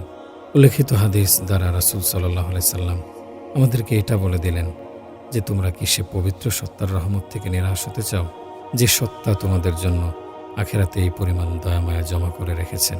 সেই সত্তার ব্যাপারে হতাশ হবে কেন? তিনি কি তোমাদেরকে তার রহমত থেকে বঞ্চিত করবেন? মোটেই নয়, বরং শুধু এতটুকু যে সেই রহমতকে নিজের দিকে ধাবিত করতে হবে। আর সেটার পদ্ধতি হলো এই যে, গুনাহ থেকে তাওবা করে নাও, ইস্তেগফার করো, গুনাহ ছেড়ে দাও, আল্লাহর দিকে মনোনিবেশ করো। আল্লাহর দিকে যত বেশি ধাবিত হবে এবং তাওবা ইস্তেগফার করবে, তত বেশি আল্লাহর রহমত তোমার দিকে ছুটে আসবে এবং পরকালে তোমার মুক্তির ব্যবস্থা হয়ে যাবে। এই রহমত শুধু তার জন্যই উপকারী প্রমাণিত হবে যেই রহমত দ্বারা উপকৃত হতে আগ্রহী হবে। যদি কোনো ব্যক্তি এই রহমত দ্বারা উপকৃত হতে না চায়, বরং সমগ্র জীবন উদাসীনতার ভিতর দিয়ে অতিবাহিত করে আর আল্লাহর ব্যাপারে এই আকাঙ্ক্ষা রাখে যে তিনি বড়ই দয়ালু, ক্ষমাশীল, এই ধরনের লোকদের সম্পর্কে রাসূল সাল্লাল্লাহু আলাইহি সাল্লাম ইরশাদ করেছেন, ওই ব্যক্তি পরাজিত যে প্রবৃত্তির কামনার পিছনে দ্রুত ধাবমান এবং আল্লাহ তাআলার ওপর শুধু এই আশা নিয়ে বসে আছে যে তিনি বড়ই ক্ষমাশীল, দয়ালু, তিনি ক্ষমা করে দেবেন। তবে যে ব্যক্তি স্বীয় কৃতকর্মের মাধ্যমে আল্লাহর রহমতের আশাবাদী এবং সর্বদা নেক কাজের চেষ্টায় রত, এরূপ ব্যক্তিকে আখেরাতে আল্লাহর রহমত অবশ্যই ঘিরে রাখবে। অন্য একটি হাদিস হযরত আবু হুরায়রা রাদিয়াল্লাহু আনহু থেকে বর্ণিত। তিনি বলেন, একদা রাসূল সাল্লাল্লাহু আলাইহি সাল্লাম পূর্ববর্তী উম্মতের জনক ব্যক্তির ঘটনা বর্ণনা করেন যে সে ব্যক্তি নিজের জীবনের উপর অত্যধিক জুলুম করেছিল। অনেক বড় বড় অন্যায় অপরাধ তার দ্বারা সংঘটিত হয়েছে। পাপ পঙ্কিলতায় ভরপুর ছিল তার জীবন। জীবনের শেষ অধ্যায়ে যখন তার মৃত্যু ঘনিয়ে এলো, তখন সে স্বীয় গৃহবাসীকে ওসিয়ত করতে যেয়ে বলল, আমি তো আমার জীবনটাকে পাপ পঙ্কিলতার ভেতর দিয়েই অতিবাহিত করে শেষ করেছি। কোনো নেক কাজ তো আমার দ্বারা হলো না। সুতরাং আমি যখন মরে যাব, তখন আমার লাশকে তোমরা জ্বালিয়ে ভস্ম করে ফেলবে। অতঃপর সেই ছাই ভস্মগুলো ভালো করে পিষে বিভিন্ন স্থান থেকে প্রবল বাতাসে উড়িয়ে দিবে, যাতে সেগুলো বিক্ষিপ্তভাবে বহু দূর দূরান্ত পর্যন্ত চলে যায়। এ ওসিয়ত আমি এজন্য করছি যে আল্লাহর কসম, যদি আমি আল্লাহর হাতে পড়ি, তাহলে তিনি আমাকে এমন শাস্তি দেবেন যে শাস্তি তিনি অন্য কাউকে দেবেন না। কেননা আমি এমন অন্যায় অপরাধ করেছি যার কারণে আমি শাস্তির উপযুক্ত। সে ব্যক্তির মৃত্যু হয়ে গেলে তার ওসিয়ত অনুযায়ী তার গৃহবাসী তার লাশ জ্বালিয়ে ভস্ম করে ফেলল। অতঃপর তা পিষে প্রবল বাতাসে উড়িয়ে দিল। ফলে তার পুড়ে যাওয়া ছাইগুলো বহু দূর দূরান্ত পর্যন্ত ছড়িয়ে গেল। মূলত এটা ছিল তার চরম নির্বুদ্ধিতার পরিচয় যে সে ভেবেছে আল্লাহ তাআলা তার বিক্ষিপ্ত অংশগুলো একত্রিত করতে সক্ষম নন। সুতরাং আল্লাহ তাআলা বাতাসকে নির্দেশ দিলেন ছড়িয়ে ছিটিয়ে থাকা তার শরীরে বিক্ষিপ্ত অংশ একত্রিত করতে। সেসব একত্রিত করা হলে তিনি পূর্বের ন্যায় তাকে জীবিত করার নির্দেশ দিলেন। সুতরাং পূর্বের ন্যায় মানুষ বানিয়ে তাকে আল্লাহর সম্মুখে উপস্থিত করা হলো। মহান আল্লাহ তাকে জিজ্ঞেস করলেন, তুমি তোমার গৃহবাসীকে এর ওসিয়ত করছিলে কেন? সে ব্যক্তি জবাব দিল, খশিয়াতুকা ইয়া রব্বি, হে প্রভু, আপনার ভয়ে। কেননা আমি এত অধিক পরিমাণ গুনাহ করেছি যার ফলে আমার এই কথা দৃঢ় বিশ্বাস হয়ে গিয়েছিল যে আমি আপনার শাস্তির উপযুক্ত হয়ে গেছি। আর আপনার আযাব অত্যন্ত কঠোর, তাই আপনার আযাবের ভয়ে আমি এই ওসিয়ত করেছি। আল্লাহ তাআলা বললেন, শুধু আমার আযাবের ভয়ে তুমি এমনটি করেছ, যাও, তোমাকে ক্ষমা করে দিলাম। ঘটনাটি রাসূল সাল্লাল্লাহু আলাইহি সাল্লাম স্বয়ং বর্ণনা করেছেন। সহিহ মুসলিম শরীফে সনদের সাথে এটি উল্লেখ রয়েছে। ভেবে দেখুন, সামান্য চিন্তা করলেই এ ব্যক্তির এই ওসিয়ত নিছক নির্বুদ্ধিতা প্রমাণিত হবে। এমনকি গভীরভাবে চিন্তা করলে কুফরি পর্যায়ে পৌঁছে যাবে। কেননা সে বলেছে, যদি আমি আল্লাহর হাতে ধরা পড়ে যাই, তাহলে আল্লাহ আমাকে কঠিন আযাব দেবেন। কিন্তু যদি আমাকে জ্বালিয়ে ভস্ম করে পিষে প্রবল বাতাসে উড়িয়ে দেওয়া হয়, তাহলে আল্লাহ আমাকে পাবেন না, আল্লাহ মাফ করুন। এই ধরনের বিশ্বাস রাখা কুফরি এবং শিরক। কেননা কেমন যেন আল্লাহ তাআলা তার পোড়া দেহের ছাই ভস্মগুলো একত্রিত করতে অক্ষম। কিন্তু আল্লাহ তাআলা যখন তাকে জিজ্ঞেস করলেন, তুমি এরূপ কেন করলে? তখন সে জবাব দিল, হে আল্লাহ, আপনার ভয়ে। আল্লাহ তাআলা ভাবলেন, আচ্ছা, তাহলে আমি যে তোমার প্রতিপালক এটা তুমি জানতে এবং মানতে, আর এটাও তুমি বিশ্বাস করতে যে তুমি আমার নাফরমানি করছো, এবং এই নাফরমানির কারণে তুমি লজ্জিত অনুশোচিতও ছিলে। ফলে মৃত্যুর পূর্ব মুহূর্তে সে অন্যায় অপরাধের উপর লজ্জা অনুশোচনা প্রকাশ করে গিয়েছিলে। এজন্য আমি তোমাকে ক্ষমা করে দিলাম। এই হাদিসটি বর্ণনা করার দ্বারা রাসূল সাল্লাল্লাহু আলাইহি সাল্লামের উদ্দেশ্য ছিল এই যে আল্লাহর রহমত মূলত বান্দার পক্ষ থেকে একটি জিনিসই দাবি করে, তা হলো বান্দা জীবনে অন্তত একবার হলেও নিজের কৃতকর্মের ওপর সত্য দিলে অনুশোচিত হোক, লজ্জিত হোক, পিছনে সে যাই কিছু করুক না কেন, তাহলে আল্লাহ তাআলা তার তাওবা গ্রহণ করে তাকে ক্ষমা করে দেবেন। আল্লাহ তাআলা আমাদের সকলকে সে গুনাহের উপর অনুশোচিত, অনুতপ্ত, লজ্জিত হয়ে প্রকৃত অর্থে তাওবা করার তৌফিক দান করুন এবং তিনি সে রহমতে আমাদের সকলকে ক্ষমা করে দিন। আমিন। আসুন জেনে নেই কবিরা গুনাহ কি কি। জেনা অর্থাৎ নারীর সতীত্ব এবং পুরুষের চরিত্র নষ্ট করা। লাওয়াতাত অর্থাৎ বালকের সঙ্গে কুকর্ম করা। শরাব পান করা, এক ফোঁটা শরাব পান করাও কবিরা গুনাহ। এমনইভাবে তাড়ি, গাঁজা, ভাং ইত্যাদি নেশাজাতীয় বস্তু পান করা। চুরি করা, সতী নারীর ওপর জেনার অপবাদ লাগানো। খুন করা, সাক্ষ্য গোপন করা যখন তাকে ছাড়া আর অপর কেউ সাক্ষ্যদাতা না থাকে। মিথ্যা সাক্ষ্য দেয়া, মিথ্যা কসম খাওয়া, কারো মাল সম্পদ লুট করা, জিহাদের ময়দান হতে পলায়ন করা, মোকাবেলা করার ক্ষমতা থাকা সত্ত্বেও সুদ খাওয়া, এতিমের মাল অন্যায়ভাবে খাওয়া, ঘুষ নেয়া, পিতামাতার নাফরমানি, অবাধ্যতা করা, কাতিয়ে রেহমি করা অর্থাৎ নিকটবর্তী আত্মীয় স্বজনের সাথে অসৎ ব্যবহার করা, রাসূলুল্লাহ সাল্লাল্লাহু আলাইহি সাল্লামের প্রতি স্বেচ্ছায় কোনো মিথ্যারোপ করা, রমজান মাসে বিনা ওজরে ইচ্ছাপূর্বক রোজা ভঙ্গ করা, মাপে ওজনে কম দেয়া, কোনো ফরজ নামাজ ওয়াক্ত আসার পূর্বে পড়া কিংবা ওয়াক্ত পার হয়ে যাওয়ার পর পড়া, নির্ধারিত সময়ে যাকাত, রোজা আদায় না করা, ফরজ হজ আদায় না করে মারা যাওয়া, মৃত্যুর সময় যদি ফরজ হজের ওসিয়ত করে যায় এবং হজ আদায়ের ব্যবস্থা ও খরচা দিয়ে রেখে যায় তবে গুনাহ থেকে বেঁচে যাবে। অন্যায়ভাবে কোনো মুসলমানের ক্ষতি করা, কোনো সাহাবীকে মন্দ বলা, ওলামা ও কোরআনের হাফেজদেরকে মন্দ বলা, তাদেরকে বদনাম করার পেছনে লাগা, জালেম অত্যাচারী ব্যক্তির কাছে কারো চুগলখড়ি করা, কুটনামি করা, দায়ুসি করা অর্থাৎ নিজের স্ত্রী, কন্যা প্রমুখকে স্বেচ্ছায় হারাম কর্মে লিপ্ত করা অথবা রাজি থাকা, কোনো বেগানা নারীকে হারাম কর্ম করার জন্য উদ্বুদ্ধ করা এবং এ কাজের জন্য দালালি করা, সামর্থ্য থাকা সত্ত্বেও সৎ কাজে আদেশ, অসৎ কাজে নিষেধ করার দায়িত্ব পরিত্যাগ করা, জাদু শিক্ষা করা, অপরকে শেখানো এবং জাদু করা, কোরআন শরীফ মুখস্থ করে ভুলে যাওয়া অর্থাৎ নিজ ইচ্ছায় অবহেলা ও বেপরোয়া ভাবের দরুন অসুস্থতা ও দুর্বলতা ইত্যাদির কারণে হলে তা এর অন্তর্ভুক্ত নয়। কোনো কোনো আলেম বলেছেন, কোরআন ভুলে যাওয়ার যে পর্যায়টি কবিরা গুনাহের অন্তর্ভুক্ত তা হচ্ছে এমনভাবে ভুলে যাওয়া যে দেখেও কোরআন পড়তে না পারে, কোনো প্রাণীকে আগুন জ্বালানো, সাপবিচ্ছু ইত্যাদির উৎপাত হতে বাঁচার অন্য কোনো উপায় না থাকলে এগুলোকে আগুনে পোড়ানোতে দোষ নাই, কোনো স্ত্রী লোককে তার স্বামীর নিকট যেতে এবং স্বামীর হক আদায় করতে বিরত রাখা, বাধা দেয়া, আল্লাহর রহমত হতে নিরাশ হওয়া, আল্লাহর আযাব হতে নির্ভয় হওয়া, মৃত জন্তুর গোস্ত খাওয়া, শূকরের মাংস ইত্যাদি খাওয়া, চুগলখড়ি, কুটনামি করা, কোনো মুসলমান কিংবা মুসলিমের গীবত করা, জুয়া খেলা, সম্পদের অপচয় করা, সমাজে ফিতনা ফাসাদ করা, শাসক হয়ে হক ও সত্য থেকে দূরে সরা, বিরত থাকা, নিজের স্ত্রীকে মা কন্যার সমতুল্য বলা, আরবিতে যাকে জিহার বলে, ডাকাতি করা, যে কোনো সগীরা গুনাহ বারবার করতে থাকা, অন্যায় অপরাধ ও পাপ কাজে সহযোগিতা করা, পাপ কাজে উদ্বুদ্ধ করা, গান করা, গান শোনানো, লোকের সামনে ছতর গোপনাঙ্গ খোলা, কোনো ওয়াজিব অপরিহার্য হক ও প্রাপ্য আদায় করতে কৃপণতা করা, হযরত আলী রাদিয়াল্লাহু আনহুকে হযরত আবু বকর রাদিয়াল্লাহু আনহু অপেক্ষা শ্রেষ্ঠ বলা, আত্মহত্যা করা, নিজের কোনো অঙ্গকে ধ্বংস অকেজ করে ফেলা, এতে হত্যা অপেক্ষা অধিকতর গুনাহ, পেশাবের ছিটা ফোঁটা থেকে না বাঁচা, দান খয়রাত করে খোঁটা দেয়া, কষ্ট দেয়া, আল্লাহর ফয়সালা ও তকদিরকে অস্বীকার করা, আমিরের সাথে বিশ্বাসঘাতকতা করা, জ্যোতিষী ও গণকের কথায় বিশ্বাস করা, কারো বংশের ওপর দোষারোপ করা, কোনো মাখলুকের সৃষ্ট জীবের নৈকট্য লাভের উদ্দেশ্যে মান্যত কোরবানি করা, লুঙ্গি, পায়জামা ইত্যাদি অহংকার ভরে টাকনোর নিচ পর্যন্ত পরিধান করা, কোনো ভ্রান্ত মতবাদ ও ভ্রষ্টতার দিকে লোকদেরকে আহ্বান করা অথবা কোনো কুপ্রথা চালু করা, তলোয়ার, চাকু ইত্যাদি দ্বারা মেরে ফেলার জন্য কোনো মুসলমান ভাইয়ের প্রতি ইশারা করা, ঝগড়া, কলহ ও মারপিটের অভ্যাস থাকা, পুরুষ ছেলেকে খাসি বানানো অথবা তার কোনো অঙ্গ কেটে ফেলা কিংবা তাকে ভীষণ রূপ কষ্ট দেয়া, উপকারকারীর উপকারের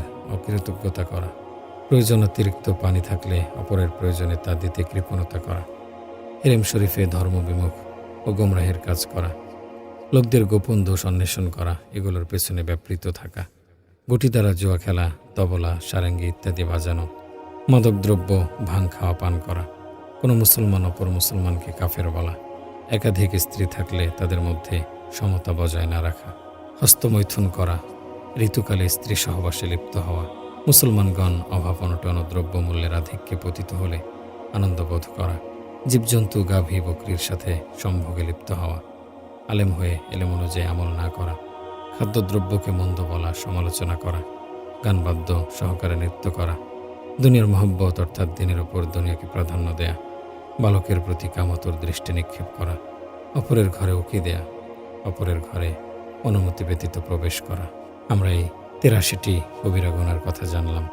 আল্লাহ আমাদেরকে এই সব থেকে বেঁচে থাকার তৌফিক দান করুন। আমিন।